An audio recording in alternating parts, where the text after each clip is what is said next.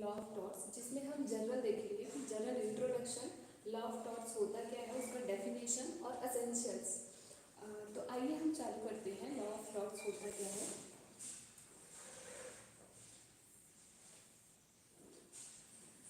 Law of torts जो है वो लैटिन वर्ड से डिराइव हुआ है, जिसका मतलब होता है ट्विस्ट। ट्विस्ट मीन्स क्रू, जिसमें टॉर्च जो है वो डिनोट्स करता है अगर कोई रॉन्गफुल एक्ट होता है जिसके कारण कॉज क्या है, इंजरी टू एनी पर्सन। मतलब हिंदी में ये हुआ कि अगर कोई भी ऐसा रॉन्गफुल एक्ट है जिसके कारण किसी पर्सन को इंजरी हुआ है तो वो टॉर्ट माना जाएगा। टॉर्ट जो है हमारे इंडिया में इंग्लिश लॉ पर बेस्ड है। इंडिया में लॉ ऑफ टॉर्ट जो है वो अनकोडिफाइड लॉ है, अभी तक इसको कोडिफाई नहीं किया गया है। इसका कुछ डेफिनेशन देख लेते हैं जो मेन जूरिस है उनके बारे में। जैसे कि सामन जो है वो टॉर्ट को सिविल रॉन्ग कहते हैं, जिसमें उन्होंने कहा है कि ये अनलिक्विडेटेड डैमेज है। अनलिक्विडेटेड का मतलब ये हुआ कि ये पहले से फिक्स नहीं है कि हम कितना कंपनसेशन सामने वाले को प्रोवाइड करेंगे। ठीक है। फिर विनफील्ड जो है वो बोलता है कि टॉर्ट जो है वो एक टॉर्टियस लाइबिलिटी है जिसमें ब्रीच ऑफ ड्यूटी होता है प्राइमरी। उसके बाद जो फिक्स होता है, कैसे फिक्स होता है, लॉ के द्वारा फिक्स होता है हमारी प्राइमरी ड्यूटी। फिर जो पर्सन है वो जनरली ब्रीच इज द रेड्रेसेबल, मतलब ये भी अनलिक्विडेटेड डैमेज के बारे में बात करता है और ये सामन दोनों अनलिक्विडेटेड डैमेज के बारे में ही बात करते हैं। लेकिन विनफील्ड जो है वो टॉर्टियस लाइबिलिटी बोलता है और इसमें ब्रीच ऑफ ड्यूटी होता है। सबसे पहले हमारा ब्रीच ऑफ ड्यूटी होगा तभी हम टॉर्ट कहेंगे विनफील्ड के अनुसार। उसके बाद ये मेन नहीं है, सबसे इम्पोर्टेंट जो है वो सबसे ज़्यादा इम्पोर्टेंट जो है हमारे सामन और विनफील्ड, ये दोनों ही काफ़ी इम्पोर्टेंट है और यूजीसी नेट से लेके हमारे क्लास क्वेश्चन में भी सामन और विनफील्ड का ही डेफिनेशन पूछा जाता है। आगे हम बढ़ते हैं। जैसे टॉर्ट का कैरेक्टरिस्टिक्स पढ़ते हैं कि कैरेक्टरिस्टिक क्या है। सबसे पहले तो टॉर्ट जो होता है वो एक सिविल रॉन्ग होता है। अब हम समझते हैं कि सिविल रॉन्ग का मतलब क्या होता है। सिविल रॉन्ग मीन्स होता है जिसमें हम compensation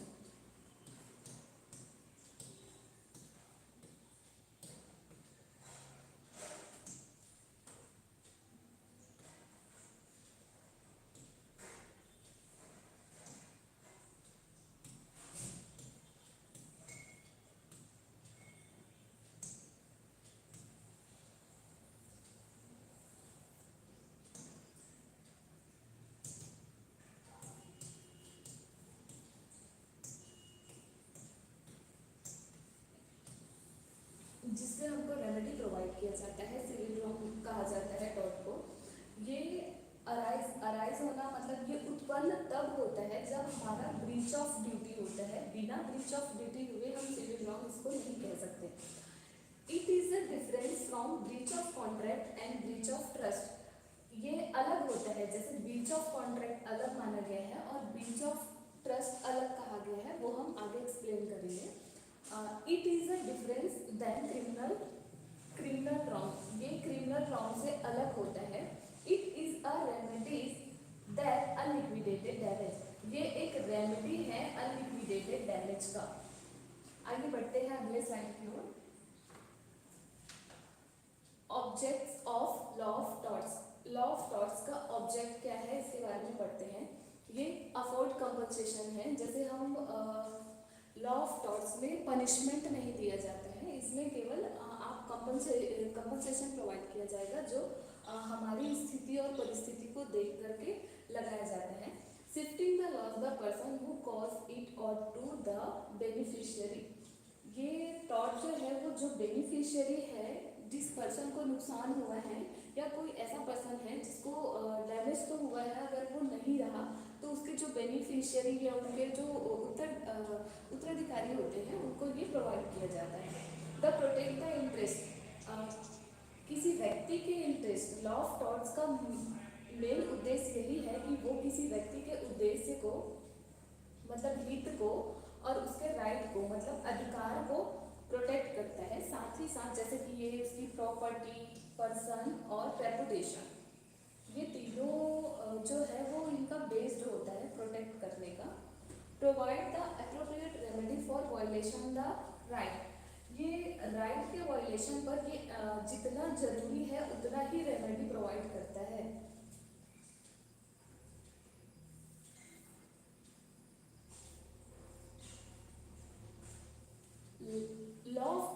development of law of torts in India, India में टॉर्ट्स का डेवलपमेंट कैसे हुआ इसके बारे में बात करते हैं। तो मेनली इंडिया में लॉ ऑफ टॉर्ट्स जो है वो इंग्लिश लॉ पे बेस्ड है।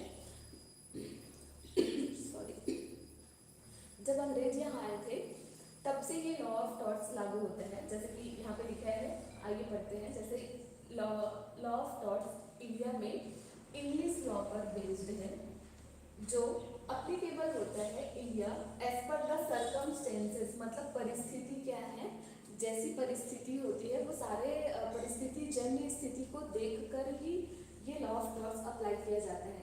तो जैसे इंडिया में लॉ ऑफ टॉर्ट्स जो है वो काफ़ी धीरे धीरे डेवलप हुआ है, एकाएक ग्रो नहीं हुआ है। तो ये इंडिया में बहुत ही स्लो डेवलप हुआ है। तो इसके बारे में पढ़ते हैं कि स्लो क्यों हुआ है। जैसे कि लॉ ऑफ टॉर्ट्स जो है वो अनकोडिफाइड है। अब अनकोडिफाइड का मतलब है कि ये कहीं पे भी जैसे हमारा एक्ट होता है भारतीय संहिता, आईपीसी, सीआरपीसी या बीएनएस, जैसे अभी बीएनएस बने हैं, तो उसमें ये लॉ ऑफ टॉर्ट्स को कोडिफाई नहीं किया गया, ये अनकोडिफाइड है। हमको क्या और कैसे किस प्रोसीजर से इसको फॉलो करना है ये सारा हमारे जज के ऊपर निर्भर करता है।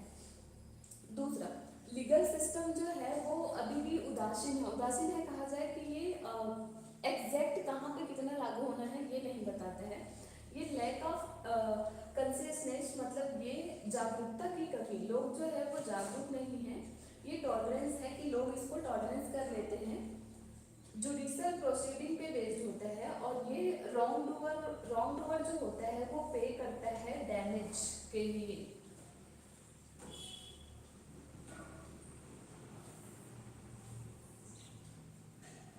इसके मेन एलिमेंट्स क्या हैं टॉर्ट्स के, ये देख लेते हैं। जैसे एलिमेंट्स हैं, टॉर्ट कन्विंस होने के लिए सबसे पहले रॉन्गफुल एक्ट होना बहुत ही जरूरी है। दूसरा, लीगल डैमेज होना जरूरी है।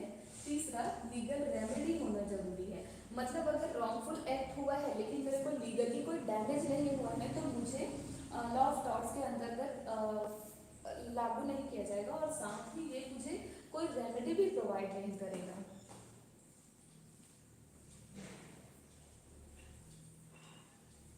तो आइए देखते हैं लीगल इंजरी होता क्या है।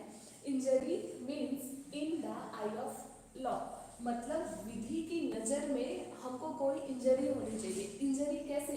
लीगल होनी चाहिए। जैसे एग्जांपल के थ्रू समझते हैं। अगर मैं जा रही हूँ रास्ते पे, अगर मैं कहीं गिर गई तो ये तो मुझे इंजरी हुई, लेकिन अगर मेरा लीगल इंजरी का मतलब ये हुआ कि मेरे जो फंडामेंटल राइट है या फिर मुझे लॉ के द्वारा जो अधिकार दिया गया है या मुझे जो सुरक्षा प्रदान की गई है, अगर वो सुरक्षा का वायलेशन होता है तो ये लीगल इंजरी माना जाएगा।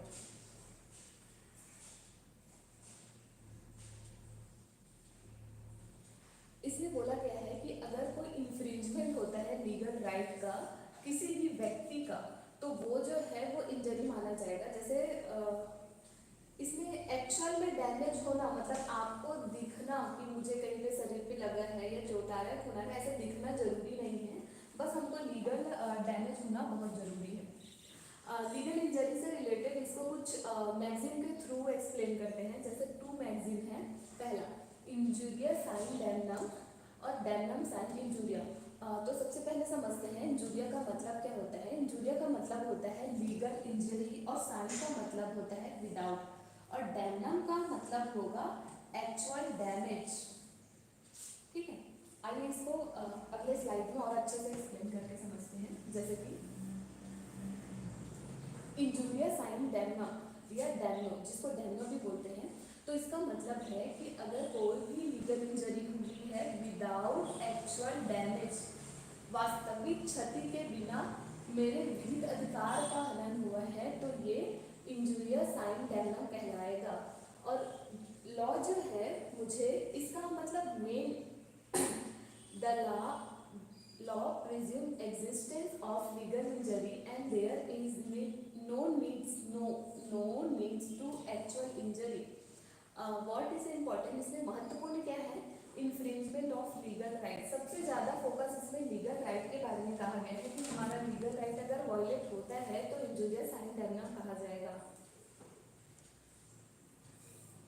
इसके कुछ लैंडमार्क केसेस देख लेते हैं, जैसे कि एफडे वर्सेस वाइट का केस है। इस केस में क्या हुआ था कि जो डिफेंडेंट होता है वो रिमेनिंग ऑफिसर जो था उसको रॉन्गफुली मतलब एक प्लेंटिफ को वोट देने के अधिकार से रोक देता है कि आप नहीं जा सकते। लेकिन बाद में इन्होंने जब प्लेंटिफ जो है वो कोर्ट में जब केस दायर किया कि इन्होंने मेरे लीगल राइट का वायलेट किया है डिफेंडेंट ने, तो डिफेंडेंट बोलता है कि ये जिनको वोट देने वाले थे वो आदमी तो जीत गया है, फिर इनके लीगल राइट का वायलेशन कैसे हुआ।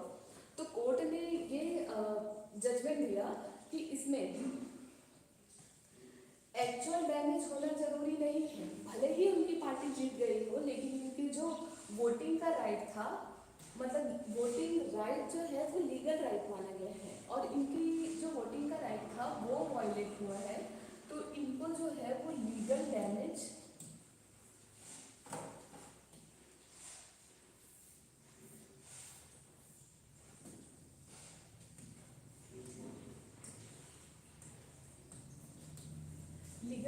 हुआ ऐसा माना गया था। और ये जजमेंट जो है वो प्लेंटिफ के फेवर में आया था और काफी लैंडमार्क जजमेंट था। इसी तरह से एक municipal board of Agra versus Asharfilal था। एक ये वाला जो भीम सिंह का केस है ना वो जम्मू एंड कश्मीर, ये डिट्टो एसडी वर्सेस वाइट के केस की तरह ही था। इसमें प्लेंटिफ को वोट देने के अधिकार से, मतलब उसको इसमें जो एमएलए था उसको जाने से रोक दिया था कि आप यहाँ नहीं जा सकते, वोट भी नहीं दे सकते, लेकिन बाद में पार्टी भी जीत गई थी। तो ये सिमिलर दोनों केस जो है वो सेम ही था। ये हुआ डैमनम, इसका सेकंड मैगजीन है ये, फर्स्ट वाला वो था और ये सेकंड मैगजीन था। डैमनम साइन इंजूरिया, मतलब डैमेज विदाउट, साइन का मतलब हुआ विदाउट,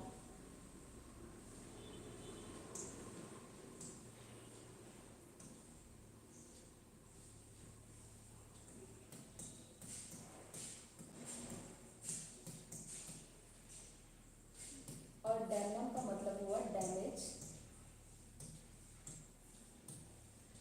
विदाउट इंजरी, मतलब हानि हिंदी में जी। ये एक्चुअल डैमेज जो है वो विदाउट लीगल इंजरी, मतलब इसमें हमारे लीगल जो राइट होता है वो वायलेट नहीं होता, ना ही हमको कोई लीगल इंजरी होती है, सिर्फ हमको डैमेज होता है, एक्चुअल डैमेज होता है इसमें हमें।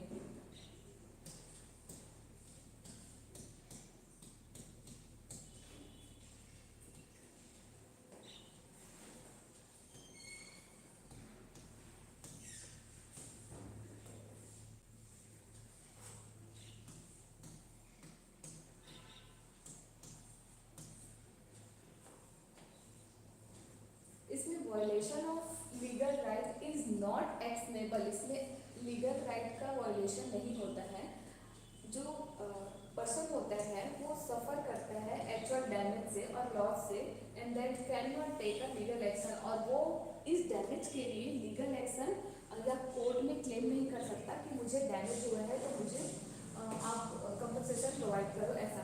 इसका लैंडमार्क केस था ग्लोसेस्टर ग्रामर स्कूल केस, जिसमें डिफेंडेंट जो है वो एक स्कूल चलाता था, रिवर स्कूल चलाता था, और जो प्लेंटिफ था वो भी स्कूल चलाता था। मतलब प्लेंटिफ जो है वो पहले स्कूल खोल के रखा हुआ था और उसके जस्ट सामने ये जो स्कूल है वो भी ओपन कर लेता है कि हमें भी स्कूल खोलना है और पैसे कमाना है। ये इसको कंपटीशन कर रहा था दोनों। तो क्या हुआ, ये ऑफर भी किया कि मुझे मतलब अपना कारोबार बढ़ाने के लिए मुझे इन्होंने डिस्काउंट दिया। डिस्काउंट दिया मतलब इन्होंने कुछ परसेंट डाउन कर दिया रेट को। जब रेट डाउन हुआ तो यहाँ के जो बच्चे थे वो यहाँ शिफ्ट होने लगे, तो इनको जो है वो वास्तविक हानि हो रही थी, मतलब पैसे की हानि हो रही थी इसको।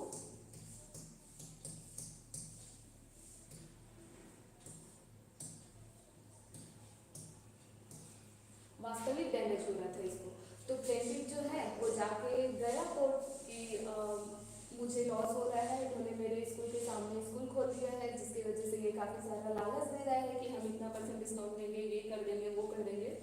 तो ये डिस्काउंट दिया जिसकी वजह से इसको लॉस हुआ। अब ये केस करने के लिए गया, कहाँ गया? कोर्ट गया। कोर्ट ने मना कर दिया कि नहीं नहीं, आप ऐसा कंपनसेशन मतलब अब कंपनसेशन आपको नहीं मिलेगा, क्योंकि ये तो फेयर कंपटीशन है। फेयर कंपटीशन है और लॉ में बोला गया है कि कंपटीशन एक्ट के थ्रू बोला गया है कि फेयर कंपटीशन जो होता है वो लीगल होता है, आप इसके खिलाफ केस या सूट फाइल नहीं कर सकते। सेम ये वाला भी केस था, राजेंद्र दत्ता का केस था। इसमें तीसरा हमारा पॉइंट है लीगल रेमेडी, जिसमें अगर कोई रॉन्गफुल एक्ट होता है, रॉन्गफुल एक्ट होता है, तो जो कंप्लेंट होता है वो must be such that it may give rise and legal remedy. मतलब अगर कोई रॉन्गफुल एक्ट होता है तो जो पर्सन होता है वो कंप्लेंट फाइल कर सकता है, राइज कर सकता है, और साथ ही वो लीगल रेमेडी भी उसको प्रोवाइड किया जाएगा जो उसको डैमेज के रूप में मिलेगा। इसमें कारावास या जेल ऐसा कुछ नहीं होता, सिर्फ इसमें डैमेज या कंपनसेशन प्रोवाइड किया जाता है। जिसमें importance remedy to constitute tort is a damage, तो टॉर्ट में उसको डैमेज डिफाइन किया गया हो। There may be other remedy along with damage like, मतलब इसमें रेमेडी के रूप में हम इसमें इंजंक्शन दे सकते हैं, इंजंक्शन, डिक्लेरेशन या स्पेसिफिक परफॉर्मेंस या रेस्टोरेशन। तो हम इसके बारे में समझते हैं। जैसे रेस्टोरेशन का मतलब है जैसे वो स्थिति में था पहले जैसे उसकी स्थिति थी उस स्थिति में उसको वापस लाना।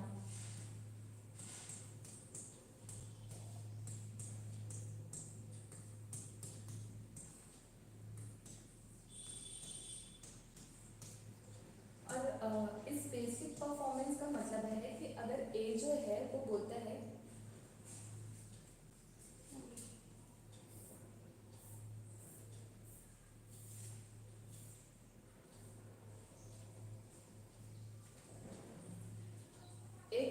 कि मैं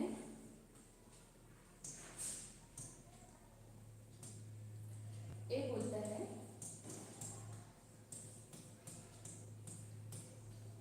कि वह बी को 1000 टन सोना प्यूरिफाई करके, मतलब शुद्ध करके,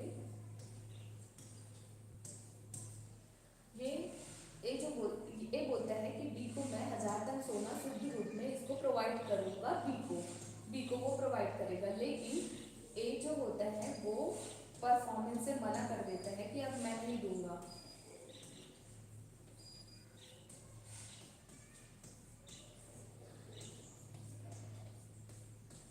नहीं, अब मुझे लॉस हो रहा है, या सोने का जब रेट बढ़ जाता है तो ये बोलता है कि नहीं, मैं तो आपसे कम में डील कर दिया हूँ, तो मैं अब जो है आपको पेमेंट नहीं करूँगा। और इनकी वादे के कारण ये जो है अपनी स्थिति में चेंजेस करता है कि हाँ, आप ये तो मुझे सोना प्रोवाइड कर ही रहे हैं, तो मैं एक अपने लिए एक शॉप खोल लेता हूँ या कुछ ऐसा कुछ डाल लेता हूँ जिनमें इनका इन्वेस्टमेंट चला गया।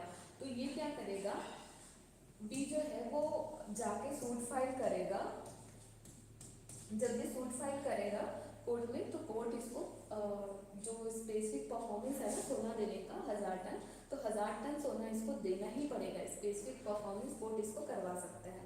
दूसरा डिक्लेरेशन मतलब होता है घोषणा करवाना। ये घोषणा जो है वो कोर्ट के द्वारा किया जाता है कि आप जो है